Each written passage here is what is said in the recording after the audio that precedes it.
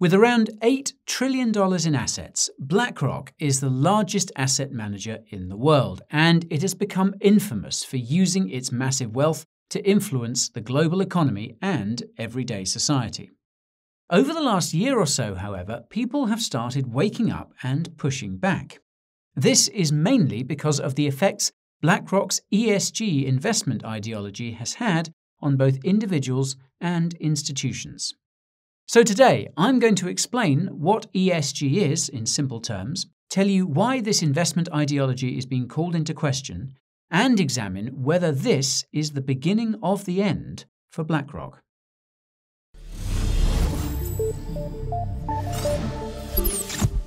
If you're unfamiliar with ESG, here's what you need to know.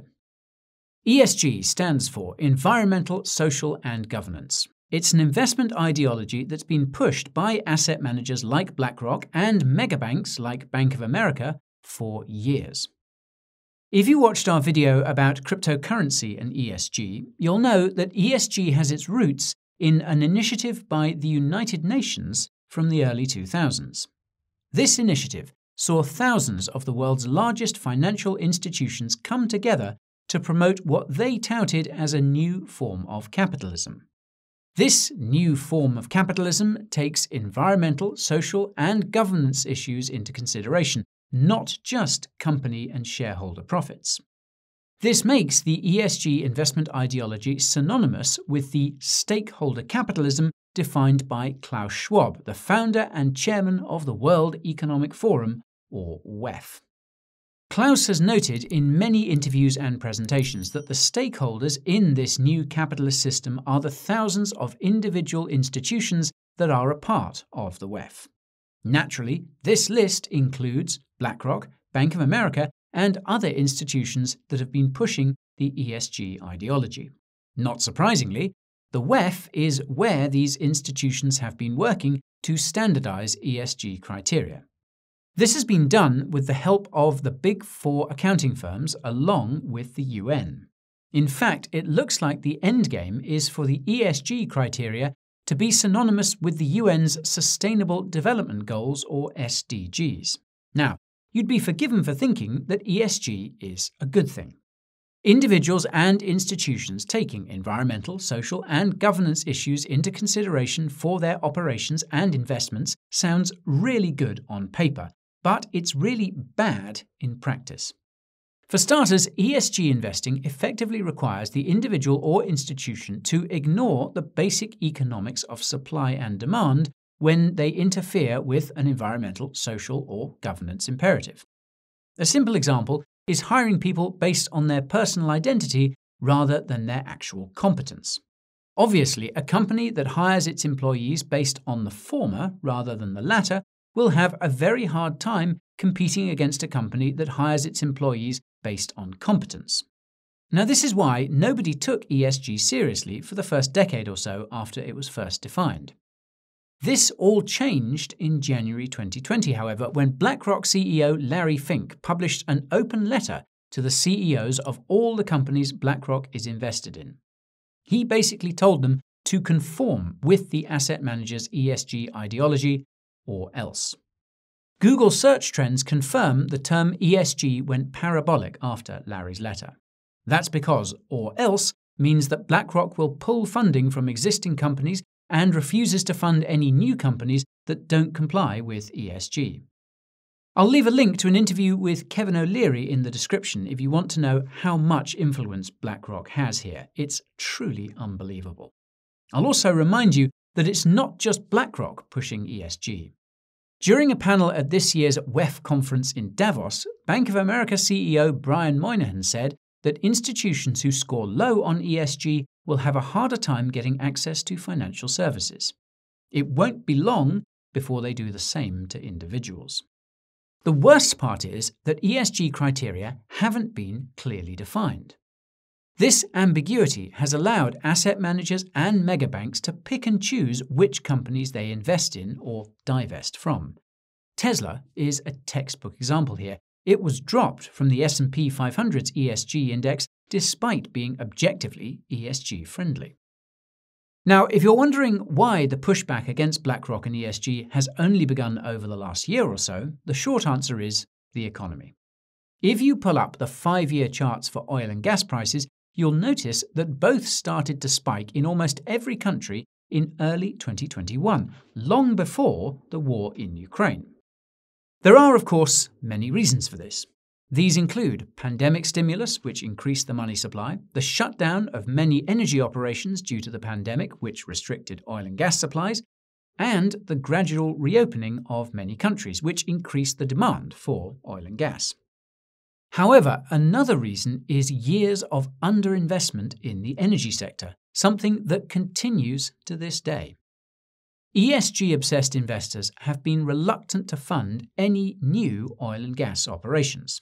The ESG policies of some countries have also restricted existing operations, notably those in the European Union. More about the European energy crisis in the description. Now, as with most issues, the average person didn't really notice or care until it started affecting them personally in the form of inflation. The rising prices of fuel, groceries, cars, and houses eventually became impossible to ignore, and everyone started looking for someone to blame. As the world's largest asset manager, BlackRock was automatically at the top of the naughty list. This resulted in dozens of articles about its investment activities, the most famous of which alleged that it was buying up thousands of single-family homes way above asking price. Many articles also examined BlackRock's ESG investment ideology and correctly identified it as one of the primary reasons for the current energy crisis. ESG quickly became a hot topic in the mainstream media and on social media, and subsequently became a hot-button issue among politicians in the US and elsewhere. This is simply because all the people these politicians represent are being squeezed from both sides. On one side, it's high inflation because of rising energy costs, and on the other side, it's high interest rates on debts because central banks are raising interest rates to fight inflation. It's safe to say that this has made both the central banks and the politicians extremely unpopular, and this means they need someone to blame too. At first, they tried blaming each other, as they always do, but it didn't work. So they tried blaming Putin, but it also didn't work because people aren't that stupid. This has left the politicians with a fail-safe scapegoat, and that's the rich. This is why the CEOs of the largest asset managers, megabanks, and global corporations have all been getting called in to testify to politicians in the US and elsewhere. If you've ever watched any of these hearings, you'll know that they tend to be largely for show. That's because it's the asset managers, megabanks, and corporations that often fund the politicians pretending to oppose them. The same is true of the regulators that pretend to keep these institutions in line. Case in point, when a regulator puts out a request for comment about some new regulation, it's not looking to hear from the average person. It's looking to hear from the asset managers, megabanks, and corporations. This is something that was admitted by SEC Chairman Gary Gensler in a recent hearing, and if you watched our summary about Gary's testimony, you'll know that both political parties are finally starting to push back against ESG. The catalyst for this seems to have been an ESG-based climate disclosure rule proposed by the SEC in March this year. The SEC's climate disclosure rule would require publicly traded companies to include so-called Scope 3 emissions as part of their emissions reporting. This is a problem because Scope 3 emissions include everything that lies upstream or downstream from a company's actual operations. So, for example, an oil company would be required to estimate the emissions of all the cars that use its fuel and include those emissions as part of its own. As with everything ESG related, this sounds reasonable on paper but would be a huge issue in practice. That's because publicly traded companies would be required to collect extensive information about the emissions coming from the non-publicly traded companies that are a part of their massive supply chains.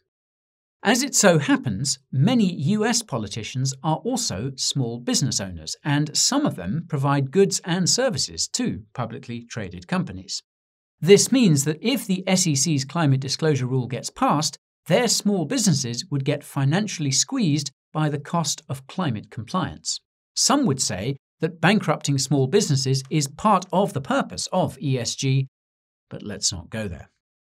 Now, what's interesting is that it seems even the ESG-obsessed institutions think that the SEC's proposed climate disclosure rule goes one step too far. This is because the SEC had to extend the initial 2-month comment period by another month, suggesting there is a lack of consensus among the elites. What's crazy is that the WEF published an article arguing that the SEC's climate disclosure rules don't go far enough. The authors, who are from MIT, said that Scope 3 emissions should be expanded, that non-publicly traded companies should be targeted too, and non-data-driven analysis should be included. That last suggestion is scary because it means that a company could have objectively negligible emissions yet still score low in the environmental category of ESG due to some purely subjective criteria that I'm sure will not be used to selectively pick and choose winners and losers, as is currently the case. From the outside looking in, it looks like the ESG-oriented asset managers and big banks let too many radicals enter their ranks and are now trying to keep ESG criteria economically reasonable. It's possible that these radicals are responsible for the poor implementation of otherwise well-meaning ESG policies. This is why I refer to ESG as an ideology rather than just an investment trend. Ideologies tend to drift towards extremes, especially when there's lots of money involved. Asset managers, megabanks, and corporations all have access to almost limitless money via the central banks, so extremes are inevitable. Come to think of it, ESG wouldn't even exist without the ability to make money out of thin air. That's because individuals and institutions would have to conform to economic reality if they wanted to make money and wouldn't be able to afford imposing their uneconomical ideologies on others or themselves. Now, one of the funny things about life is that you can only ignore reality for so long before it bites you on the backside. Whereas the SEC's climate disclosure rule was the catalyst for the pushback against ESG, central banks raising interest rates has been the accelerant to the anti-ESG world. This is for a few reasons. For starters, the average person is aware that most of the inflation is coming from energy costs. We're aware that these high energy costs are due to a supply shortage made worse by ESG policies. We are aware that if inflation doesn't come down, then central banks will keep raising interest rates. We are aware that if central banks keep raising interest rates, then the public and private sectors will default because they won't be able to pay their debts. We are also aware that if central banks stop raising interest rates, then inflation will continue to grow and confidence in national currencies will collapse. We are aware that a collapse in national currencies would mean total anarchy. We are aware that the elites have globalized the economy to such a degree that anarchy in a single country could be enough to plunge billions of people into poverty or worse. We are aware that this must be avoided at all costs. This is why some individuals and institutions have been starting their own anti-ESG funds and ETFs consisting of energy companies. The incredible profits being made in the energy sector has in turn made these investment vehicles extremely profitable, while simultaneously expanding the sector. It's also why some US states are starting to outright ban ESG-obsessed asset managers like BlackRock from using public money to fund their ideology. Texas and Florida were the first to go, and it looks like at least another 29 US states are planning on kicking the ESG extremists out. Meanwhile, the European Union has taken the incredible step of labelling nuclear and gas as green energy sources, tacitly admitting that it needs both to operate. I reckon anything is greener than burning coal, which is what EU countries have started to do because of their own ESG-induced energy shortages. Now, the asset managers, megabanks, and corporations are aware of a few things too. They are aware that they are partially, if not mostly, responsible for the current energy shortage. They are aware that ESG is just a way for them to control the economy and society. They are aware that we are now aware of all of this. They are aware that it will therefore be harder to push their ESG ideology if interest rates continue to rise, because it will be harder for them to borrow money to spend on ESG. They are aware that the value of their trillion-dollar balance sheets will continue to fall because of higher interest rates, further restricting their ESG spending. They are aware that if they continue to push their ESG ideology, then inflation will continue to rise. They are aware that higher inflation means higher interest rates. They are aware that higher interest rates and inflation mean that they will quickly become even bigger enemies of society than they already are. This is why executives at these institutions are reportedly starting to become skeptical of ESG.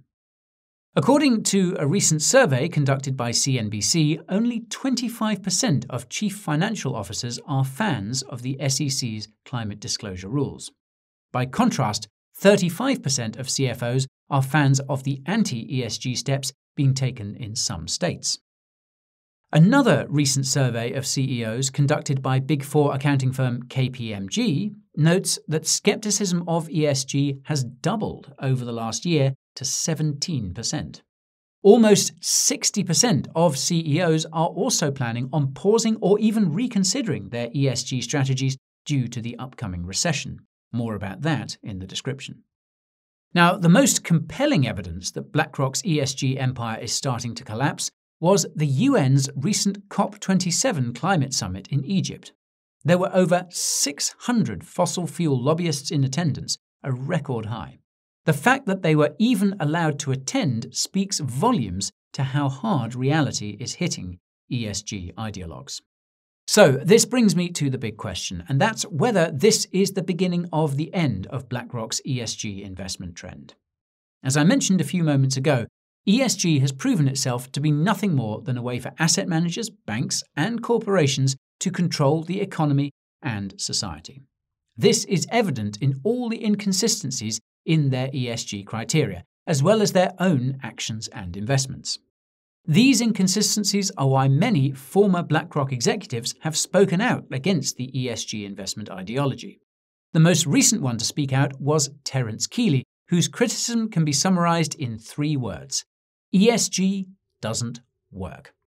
As I mentioned earlier, ESG wouldn't even exist without the ability to make money out of thin air. This ability is quickly disappearing as interest rates rise and the economy enters a recession. The result is that ESG will become less important and possibly irrelevant, as admitted by the CEOs surveyed by KPMG. Because BlackRock needs to continue making money for its clients, this means that the asset manager will in fact be forced to pivot away from ESG, whether it wants to or not. Then again, it could continue to claim that it's being ESG compliant while investing heavily in energy, as it's already apparently doing. The catch is that if BlackRock continues its ESG rhetoric, then it will become more unpopular with people and politicians who increasingly see ESG as being synonymous with energy shortages. This would make the asset manager susceptible to competition from anti-ESG funds, which are becoming more popular. On that note, it looks like the megabanks are already starting to pivot on ESG. All of them joined the Glasgow Financial Alliance for Net Zero as part of the UN's COP26 climate summit last year. Bloomberg recently reported that most of them are, quote, quiet quitting on net zero just 1 year later. This might have something to do with the fact that people don't want to worry about whether their bank accounts will be closed if they buy too much fuel, purchase a firearm, or donate to a particular political party. This is all part of ESG's slippery slope, and some of it is happening already. As for the corporations, rising interest rates and falling revenues are doing serious damage to their disposable incomes. Many of the most pro-ESG companies have started cutting down their workforces. Chances are that ESG analysts with high 6-figure salaries are being shown the door first. That's because research has shown that ESG doesn't actually make companies any money. It doesn't even pump their stocks. It just increases costs. The only reason companies conform to ESG anyways is because it gives them access to credit from the megabanks and investments from the asset managers. And the only reason why megabanks and asset managers are pushing ESG is because of the UN, which wants to not so subtly achieve its SDGs through ESG. The WEF seems to be involved as well, but it's honestly hard to understand how exactly these entities are related given all the overlap between them. In any case, there's historical evidence to suggest that the end of ESG is nigh. That's because the UN already tried pushing its Millennium Development Goals, or MDGs, on the planet back in the early 2000s. The MDGs failed because of the 2008 financial crisis, so the UN rebranded and is trying again with the SDGs. Unfortunately for them, the world is almost guaranteed to enter another financial crisis in the coming months, and it's one that could be much worse than 2008. Fortunately for us, this means the UN's and the WEF's individual carbon credit system may never see the light of day. More about that in the description.